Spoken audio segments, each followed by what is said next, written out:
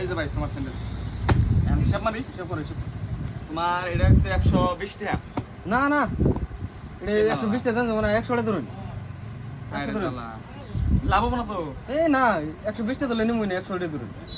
হবো 100 এটা হচ্ছে তোমার 70 টাকা 70 টাকা না এটা 20 টাকা কম ধরুন 70 টাকা না 20 টাকা কম ধরো কম ধরুন আপনি দামই বেশি ধরতেছেন কিছু কমে ধরুন বস্তু কম নিলাম না আমি 3টা নিলাম 3 দাও তো কম ধরুন হবো 50 টাকা 20 টাকা কম ধরছি আর এটা হচ্ছে 320 টাকা 320 টাকা না এটা কম ধরুন এটা 20-30 টাকা কম ধরুন তাহলে পরে গেলাম না দেখি